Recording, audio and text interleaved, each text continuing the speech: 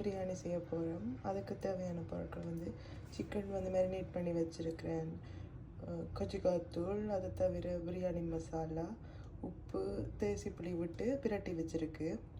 இதுக்கு முக்கியமாக கொத்தமல்லி, அங்கால புதினா, மற்றது இது வந்து வெங்காயம் இல்லை, ஸ்ப்ரிங் ஆனியன்னு சொல்லுவோம். அடுத்தது தக்காளி பழம், பட்டை, கிராம்பு, ஏலக்காய், இது வந்து இது கறிவேப்பிலையும் ரம்பையும். அடுத்தது வந்து கொச்சிக்காய்.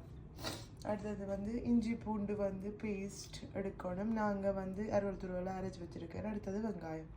இவ்வளோ தான் இந்த பிரியாணிக்கு தேவையான பொருட்களாக இருக்கும். ஆட் பண்ணியிருக்கிற இதில் இஞ்சி பூண்டு பேஸ்ட், பட்டை, வெங்காயம் எல்லாம் போட்டு நல்லா தாளிக்கிறாங்க. நல்லா பொரியுங்க தாளிச்சுட்டு புதினா ஆட் பண்ணிவிட்டு இது மாதிரி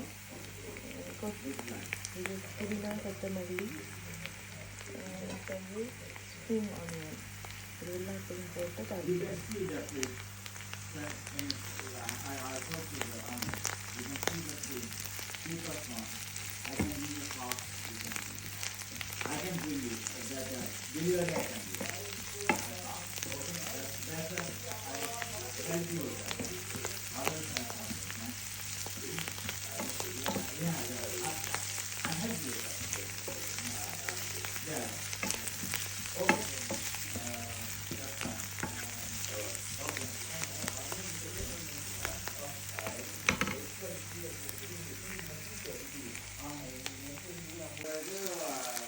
அடுத்தது வந்து சில்லி போட்டலாம். அதுக்கு பிறகு நாங்கள் வந்து கடைசியாக தக்காளி போடலாம்.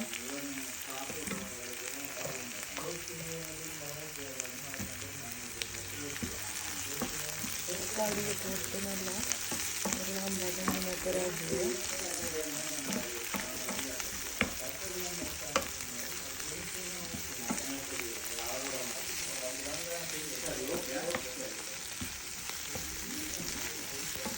இது வதங்கின பிறகு நாங்கள் வந்து இந்த மேரினேட் பண்ணி வச்சுருக்க சிக்கனை வந்து நாங்கள் போடுவோம்.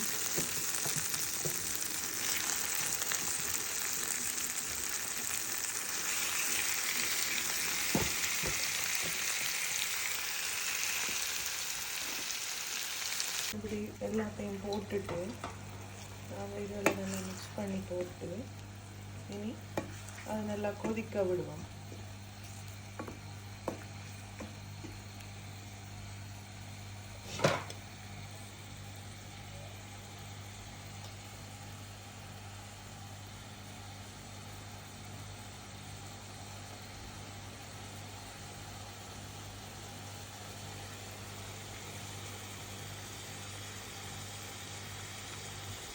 மூடி வச்சுட்டு அரிசை வந்து ஊற வச்சிருக்கிறோம்.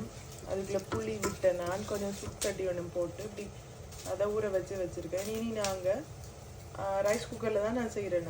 அது வந்து இப்போ நாங்கள் இனி செய்ய போகிறோம். இந்த கறி கொதிக்கிறது அதுக்குள்ளே போட்டு இனி நாங்கள் தம் பிரியாணி செஞ்சோம்னா சரி.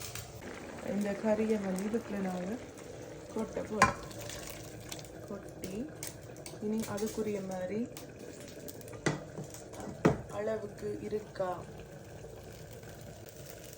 இதுக்குள்ளே தண்ணி இன்னும் விடணுமா இந்த மாதிரி வந்து பார்த்துட்டு இதை நல்லா மிக்ஸ் பண்ணி போட்டு தண்ணியை பார்த்து விட்டுட்டு மொன் பண்ணோம்னா சரி.